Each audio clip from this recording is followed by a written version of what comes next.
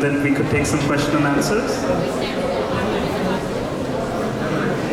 Yes, so in this book we've tried to break down the Bhagavad Gita. Sometimes it's a complex book, a book which is not so easy to understand, but we've tried to break it down and share in this book how you can apply it, how you can live it in your life, and how you can utilize it to face any life situation.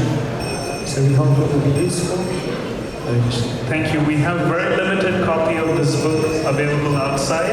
There's a devotee named Anand Madhava Prabhu, who I saw a while back, but he's in the hallway with limited copies of this book.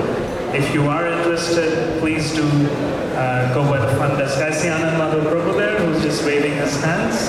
So we have a few copies. If you'd like to get a copy for yourself and make it part of your daily reading, please do visit at the table.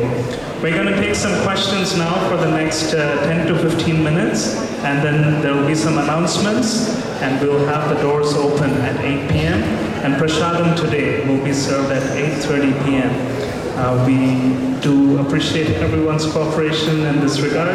Everyone will definitely get a plate of Prasadam, but it will be happening at 8:30 p.m. So a show of hands, anybody have any questions? Okay, I see a couple of hands. Okay, we start from here, Maharaj, and then we'll make our way through to the other two devotees as well. Yeah, just as we're waiting for the question, I'm a terrible cook. I'm not good at cooking at all, but today I'm doing my bit to help you relish the feast even more by making you wait. So thank you. I'm sorry for being a stumbling block in your beeline to the Prasadam queue. But yes, so there's some questions. Hare Krishna Prabhuji. First of all, thank you for this wonderful session and lecture. It was so overwhelming. And my question is, can you just explain the concept of reincarnation or rebirth and the concept that revolves around it? And also, how can one attain moksha in our life, in their lives? Thank you. So Krishna says in Bhagavad Gita, Vashanshi Jayanani Abhavihaya Navani Granani Naroparani. Just as every single day we take off the day's garments that we were wearing, and then the next day we put on new garments. So similarly, Krishna says that this body is just a vehicle, it's just a machine, it's just a covering. And when we die, it doesn't signify the end of the self. In fact, the soul moves on to another destination. This is not just a religious belief, but there is so much scientific evidence to corroborate the fact that this life is just a chapter. If you read a book called The Reincarnation Controversy by Chaitanya Chakra, I think that's the name of the book. He's given all the scientific empirical evidence to show that consciousness doesn't end with this body. So as soon as you realize that this life is a chapter, that changes the game. Because death is not a full stop.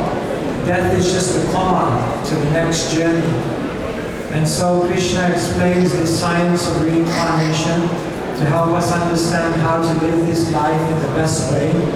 And moksha means the achievement by which one stops the cycle of reincarnation. Why are we continually reincarnated in this world? Because we've forgotten our identity, we've forgotten our relationship with Krishna, we've failed to rediscover divine love. And so if you want to get moksha, if you want to get release, then you have to awaken that consciousness of God and that relationship with God. When I joined the temple, one of my relatives came and said, "Why don't you get a real job?" I said, "I already got a job." He said, "This is not a job." He said, "If this is a job, what's the wage?" I said, "I don't know about the wage, but the retirement plan is out of this world." So, by practicing spiritual life and reawakening your consciousness, you gain release from this temporary world, which ultimately is a world which is full of so much distress. Know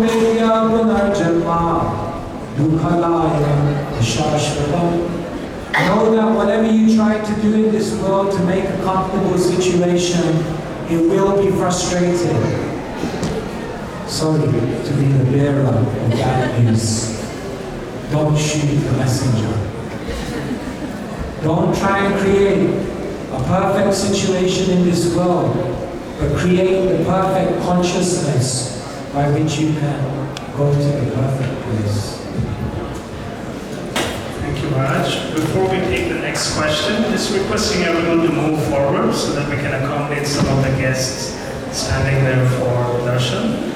Everyone, if you can please move forward. And for those of you standing there, please, if you can remain seated and maintain silence for another 20 more minutes before we have the darshanarati. Everyone, please move forward.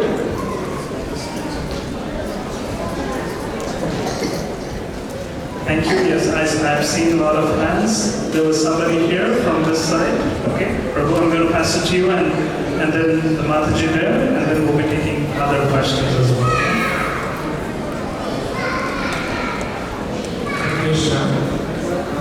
My question is a bit more subjective. We see a lot more watered-down version of what dharma is. In this, like we see a lot of on Instagram, we see a lot of what dharma is, and everybody's trying to have their own opinion on what dharma is.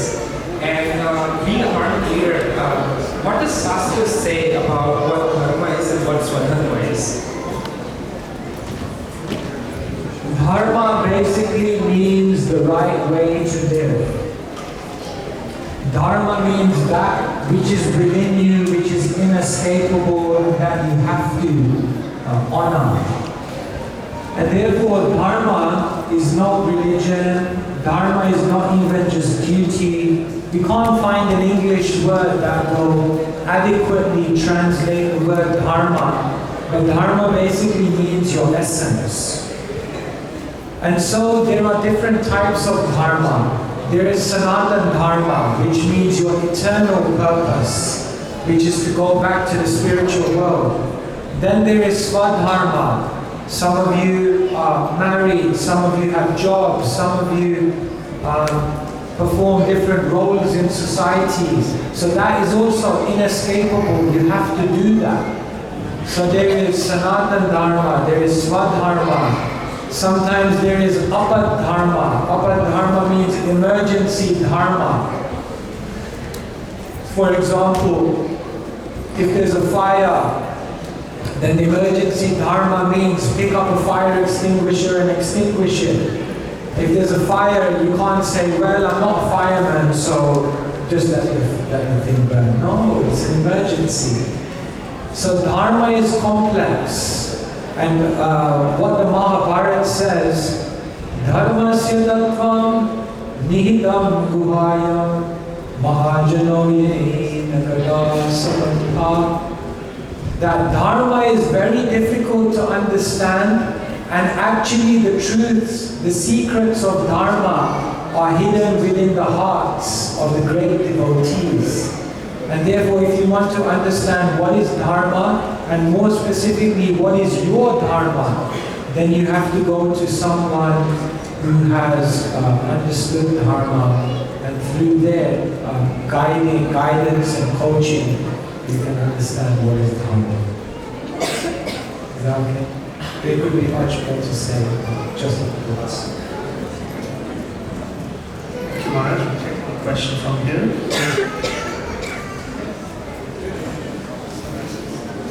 Hare Krishna, Prabhuji. Thank you so much. I'm so blessed to be part of this incredible learning which you gave today.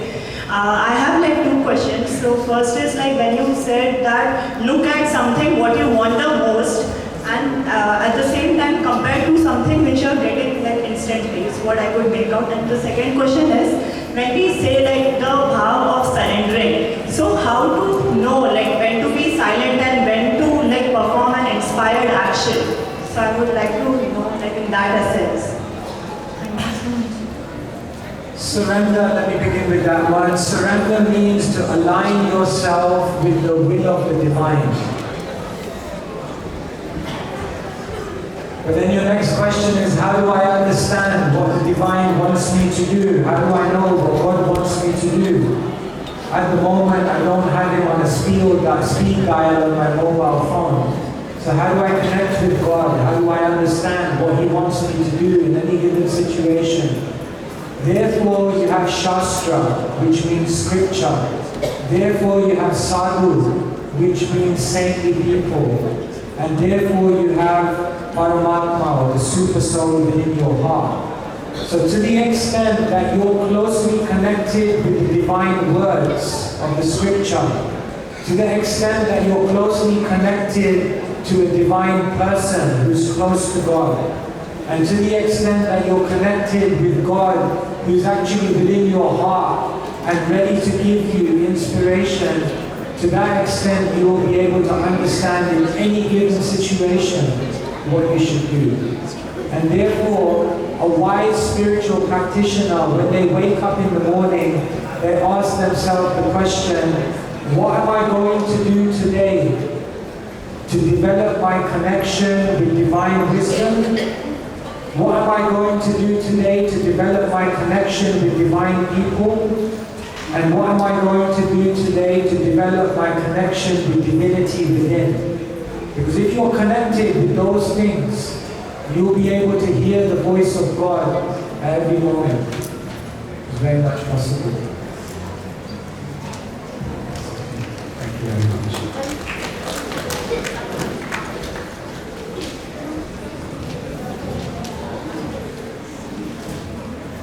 Hare Krishna Maharaj, thank you for the enlightening lecture.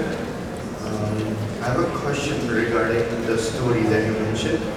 In that you mentioned about karma, jnana, and bhakti too, right? And then you also briefly talked about the school of life. And what about the school of love? And when we're talking about it, we're talking about the transcendental love. We have, even with the material, we have perceived it and we have learned it how people do. But in terms of transcendental love, who's the person, who's the beloved person to love, and where to get the teachings from about love, about prema bhakti. And as we're... Thank you so much, yes. Yes, the school of life is the school of love, because I mentioned at the end, there's no life without love. Where are the teachings for love? In the Srimad Bhagavatam. Remember I mentioned at the end of this talk that the Bhagavatam is an anthology of love. So if you want to know how people awaken their love and what that love looks like when it's awakened, you read Srimad Bhagavatam. And what is the object of love? That I also mentioned, that when you love the divine, when you love Krishna, when you love God, then you love everyone and everything automatically, because just as when you water the root of the tree, the whole tree becomes satisfied. And just when you feed the stomach, the whole body becomes energized. So yes, this was good. Exactly. Thank you.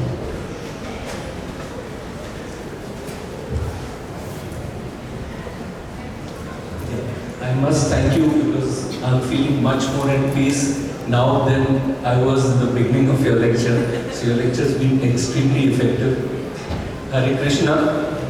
I have a question which nags me on, isn't it right that Dronacharya was the teacher to Arjun for his archery, sir? Yes. So when his official student is Arjun, if a devotee like Eklavya also learns archery, is it acceptable, or there is some deeper learning as to why only Arjun should be the #1 student? Thank you so much. Eklavya was a great student of Dronacharya. But Dronacharya later on took away all of his powers because he saw that Ekalavya did not have the character to hold that knowledge. And therefore later on when Ekalavya was asked Dronacharya, what should I give as my donation to my teacher? Then what did Drona ask for? The thumb. And how do you be an archer without a thumb? Why did Dronacharya do that? Because knowledge has to be accompanied by character. Otherwise, knowledge can be extremely destructive in the world. Krishna says knowledge has to be accompanied by humility. Knowledge has to be accompanied by gentleness. Knowledge has to be accompanied by austerity. Knowledge has to be accompanied by culture. And when we learn knowledge with the appropriate character, then we can do something beautiful with that knowledge to make the world a better place. But because Dronacharya saw that Ekalavya, although incredibly skilled and knowledgeable, didn't have the appropriate character, therefore Dronacharya disempowered him. Whereas Drona, on the other hand, gave all empowerment to Arjuna. So therefore, knowledge must be accompanied by character.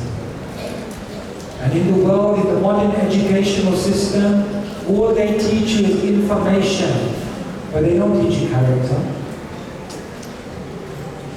Srila Prabhupada, once he met a professor, and he said to the professor, what do you lecture about? He said, I lecture about social problems like alcoholism. Prabhupada said, all day you lecture about alcoholism and the social problems, and in the evening after work you go to the pub. That means knowledge without character. So we must live what we learn. And because Ekalavya was not living with that character, therefore Dronacharya disempowered him.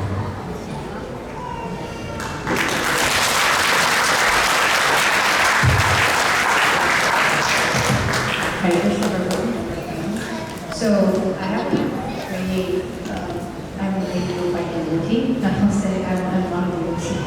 But I was just reading this Bhagavad Gita, and it says there's impersonal Brahman, Paramatma, and Bhagavan, the realization.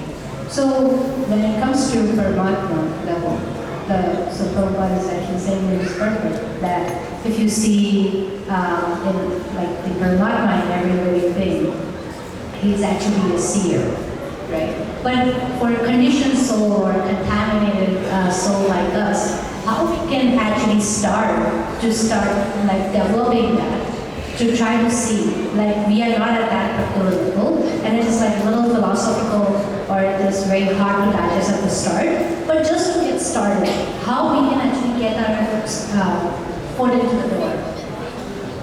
So much, yes. So Krishna says in Bhagavad Gita, Vidya Vinaya Shampane Brahmane Kavihastini Sunijeva Svabhakecha Pandita Samadarshina. Krishna says, the humble sages, by virtue of true knowledge, see with equal vision a brahmana, a cow, an elephant, a dog, and a dog eater. They see with equal vision. But we are not seeing the soul. When you look around the room today, are you seeing more spirit souls? Not necessarily. So how do we begin developing that vision? It's very simple. Just try to serve and respect other living beings. When you serve and you respect other living beings, then that is a practical exhibition of understanding that they are divine entities in connection with God. And therefore, the spiritualist always finds a way to serve others.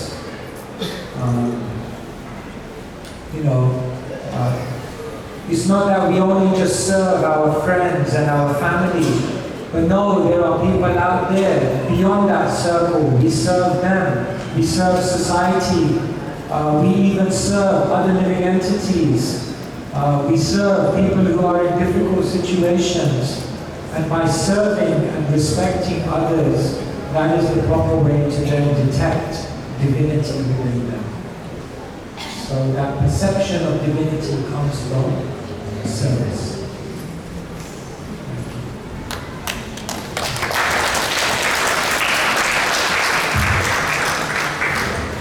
Hare Krishna. Why does the soul need a body? Why does the soul need a body? I'm assuming you mean a material body. The soul doesn't need a material body. Actually, the material body is anartha. It's actually unwanted. Because the soul is eternal, but the body is temporary. But the reason the soul gets a body is because we desire the body. We were in the spiritual world with Krishna, in a spiritual body. But then we had a curiosity. What would it be like to be separate from God? And therefore, because we have that curiosity, God doesn't lock us up in the spiritual world and force us to be there. He says, you want to experience what it's like to be separate from the spiritual world? Then I'm going to have to create the material world. And in the material world, you're going to need a material body to survive. And therefore, we appear in this world not because God wants us to, but because we wanted to. And we appear in this world not because it's needed, but because we wanted it. But then when we realize this is all unnatural, it's so unnatural to die. Which person wants to die? No one wants to die. It's very interesting. Every single fairy tale ends with the words, they lived happily ever after. Shall I tell you? This is an incredibly deep and profound philosophical and theological revelation. Because the Vedas say that the soul has three qualities: Sat, Chit, Ananda. And when the fairy tale says they lived happily ever after means Sat, eternity. Happily means Ananda. And lived means sentient, Chit. So when they say in the fairy tales they lived happily ever after, they're actually referring to the spiritual world. Because no one in the material world lives happily ever after. The Chinese proverb says, whether you're the king, the queen, or the pawn, at the end of the chess game, everyone ends up in the box. That's the reality. Once we were going to a funeral, and we arrived in the crematorium, and we parked the car, and as we parked the car, there was a sea of graves in front of us. And just as the person turned the engine on, the sat-nav said, "You have reached your final destination." It's like, wow. This is like, we're getting the revelation from the sat-nav today. So it's unnatural. We're not meant to be here. We're not meant to be in this body. We're meant to live forever. Live happily ever after. But for that, we have to go back to the playground of God. And then you can run with Krishna and play with Krishna. That would be very nice.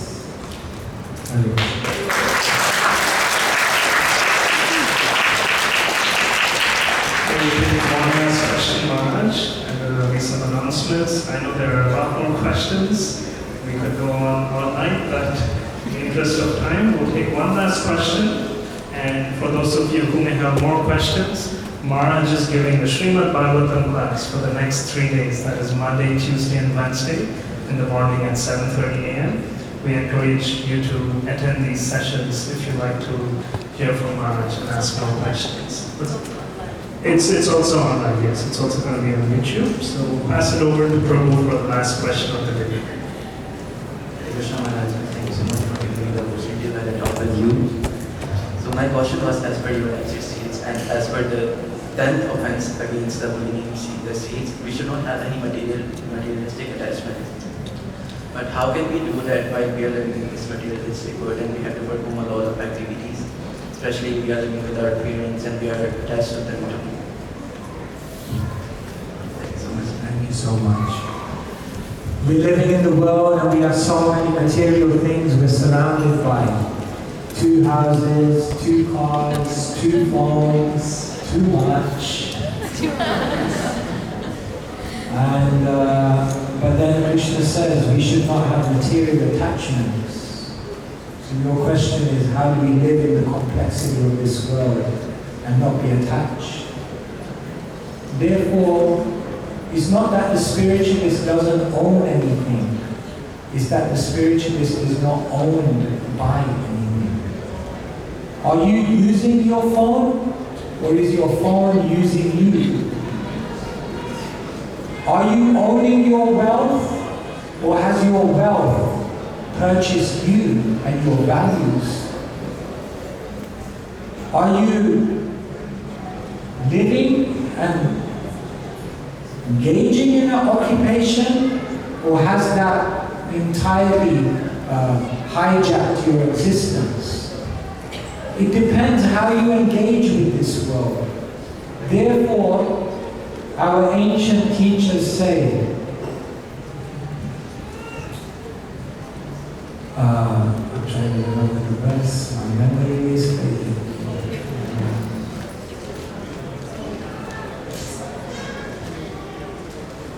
I just say it. The ancient teachers say, Yuktam Vairagyam Uchyate, that the art of living is to understand how to connect all of the things that you have in service to God. You're surrounded by people, that's your family. But you can engage with them in such a way that it brings you closer to Krishna.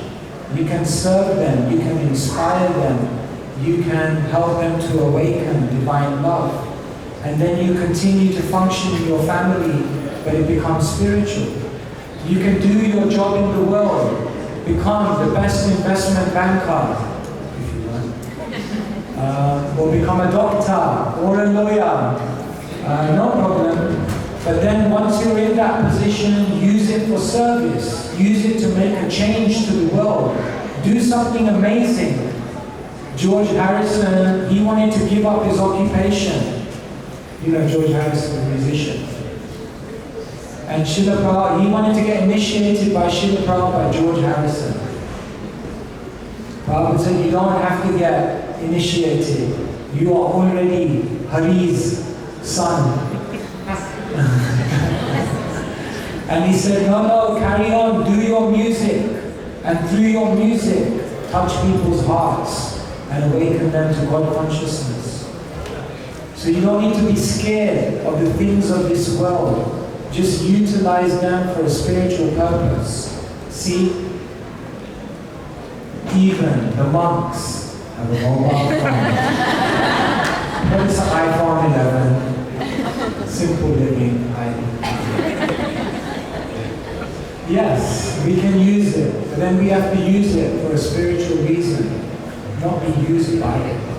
So learn that art, and then you'll be living in this world, or you won't be attached, you won't be entangled. You will be a sannyasi in whatever situation, because no material attachment. Hare Krishna.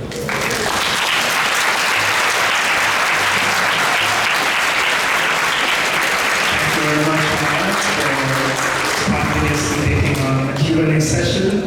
Did we all benefit from getting questions answered from Maharaj? So give a round of applause for his performance. We do apologize for extending the program, and we also apologize for not being able to take all the questions. I still see a lot of hands. We are a little short on time today. As mentioned, we'd like to remind you that Maharaj is giving the Srimad Bhagavatam class for the next couple of days at ISKCON Toronto, so we do encourage all of you to participate. For quick announcements, we'd like to request everyone to please remain here for a few more minutes before the doors open. We'd like to thank our donors, Sumit Kumar, Aparna Kumar, and Jayesh Singh. We'd like to chant the Hare Krishna Mantra once for these three wonderful families for donating to this Sunday feast. Hare Krishna, Krishna Krishna, Hare Hare, Hare Rama, Rama Rama, Hare Hare. September 22nd, that is the Friday, is Radhashtami celebrations. We encourage everyone to participate. There are special gifts available in the front desk to give Srimati Radharani.